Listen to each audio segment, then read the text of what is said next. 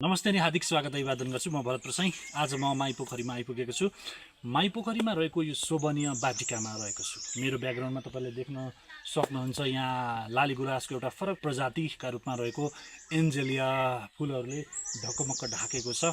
हामी माई पोखरीको ऐतिहासिक महत्त्व र यो माई पोखरीमा चाहिँ यो पोखरी कसरी स्थापित भयो यस सन्दर्भमा यहाँका पुरोहितहरूसँग, यहाँका स्थानीयहरूसँग अन्तरङ्ग कुराकानी गरेर उहाँहरूको राय र विचारका साथ हामी मफसल अनलाइन टिभीको रिपोर्टमा लिएर आउनेछौँ।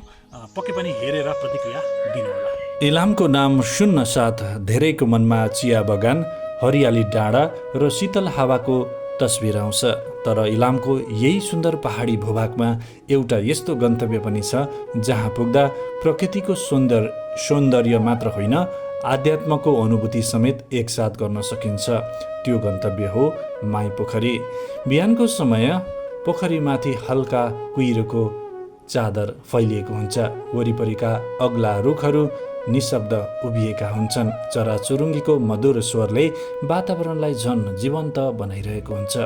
यस्तो लाग्छ मानव प्रकृतिले नै आफ्नो कुनै दिव्य मन्दिर निर्माण गरेर त्यसलाई हरियालीको काखमा सजाएको हो। माई पोखरीको परिचय केवल एउटा पर्यटकीय स्थलका रूपमा सीमित छैन। यो आस्था, इतिहास, जैविक विविधता र प्राकृतिक सम्पदाको अनुपम सङ्गम हो भन्दा फरक नपर्ला। स्थानीय जनविश्वास अनुसार यस स्थानमा देवी माईको बास रहेको मानिन्छ। यही विश्वाससँग जोडिएर यसको नाम माई पोखरी रहन गएको बताइन्छ। वर्षौंदेखि यहाँ आउने श्रद्धालुहरूले यसलाई शक्तिपीठका रूपमा सम्मान गर्दै आएका छन्। माई पोखरीको अर्को विशेषता यसको बनावट पनि हो। सामान्य पोखरी जस्तो गोलाकार नभई यो 9 कुनामा फैलिएको छ। स्थानीय समुदायले ती 9 कुनालाई 9 शक्तिको प्रतीकका रूपमा हेर्ने गरेका छन्। यही धार्मिक विश्वासले गर्दा हिन्दू, बौद्ध तथा किराँत धर्मावलम्बीहरूका लागि माई पोखरी सम्मान श्रद्धाको केन्द्र बनेको छ। यहाँ धर्मभन्दा माथि उठेर प्रकृति र आस्थाको साझा सम्बन्ध अनुभव गर्न सकिन्छ। तर माई पोखरीको महत्त्व केवल धार्मिक पक्षमा मात्र सीमित छैन। यो क्षेत्र जैविक विविधताको दृष्टिले पनि अत्यन्तै महत्त्वपूर्ण मानिन्छ। पोखरी वरिपरिको वन क्षेत्रमा पाइने दुर्लभ वनस्पति, सुनाखरीको प्रजाति, लालीगुराँस र विभिन्न चराचुरुङ्गी तथा अन्य जीवजन्तुले यस क्षेत्रलाई प्रकृतिको खुल्ला सङ्ग्रहालय बनाएको छ। यही कारण अन्तर्राष्ट्रिय समुदायले समेत यसको महत्त्व स्वीकार गर्दै यसलाई रामसार सूचीमा समावेश पनि गरेको छ। माई पोखरी पुग्ने जो कोहीलाई सबैभन्दा पहिले आकर्षित गर्ने कुरा भनेकै त्यहाँको शान्त वातावरण हो। सहरको भिडभाड, धुवाँ-धुलो र कोलाहलबाट टाढा यो स्थान मानसिक शान्ति खोज्नेहरूका लागि प्राकृतिक आश्रयस्थल जस्तै बनेको छ। पोखरीको किनारमा केही समय बस्दा हावाको सुस्केरा र पानीको मौनताले मानिसलाई आफैसँग संवाद गर्न प्रेरित गर्छ। पर्यटनको दृष्टिले पनि माई पोखरी पूर्वी नेपालको एउटा महत्त्वपूर्ण गन्तव्य हो। यहाँ पुग्ने पर्यटकहरूले धार्मिक दर्शनसँगै प्रकृति अवलोकन, फोटोग्राफी, पन्छी अवलोकन र वन भ्रमणको आनन्द लिन सक्छन्। वर्षायाममा हरियालीले सजिएको दृश्य होस् या जाडोयाममा कुहिरोले ढाकिएको रहस्यमय वातावरण, माई पोखरी हरेक मौसममा फरक सौन्दर्य बोकेर उभिएको हुन्छ। जस्तै यो माई पोखरीको महिमाको सन्दर्भमा अलिकति बताइदिनु न थोरै। माई पोखरी भनेको चाहिँ हाम्रो भगवती हुन्। यहाँ जम्मा 9 देवीको पूजा हुन्छ। त्यसको विशेष गरेर हामीले यही चिन्हलाई चाहिँ आधार मानेर यहाँ पूजा गर्ने गर्छ। यो जम्मा भगवती 9 मुरीको चाहिँ प्रतिमा स्वरूप चाहिँ हामीले पूजा गर्ने गर्दछ। यो एउटा शक्तिपीठ हो। यहाँ आएर चाहिँ जसले पूजा आराधना गर्छ उनको मनोकामना वाञ्छित परिपूर्ण हुन्छ भन्ने जनविश्वास छ।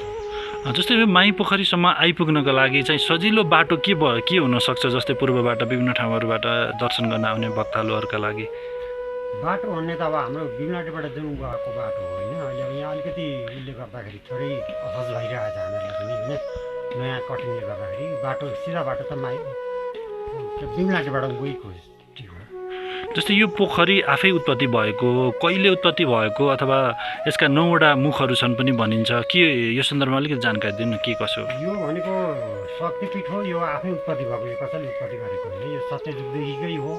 यो 9वटा दुर्गाको पूजा हुने हो। यहाँ एकजना माया ऋषिले चाहिँ तपस्या गरेको ठाउँ भएर माई पोखरी नाम रहन गएको हो।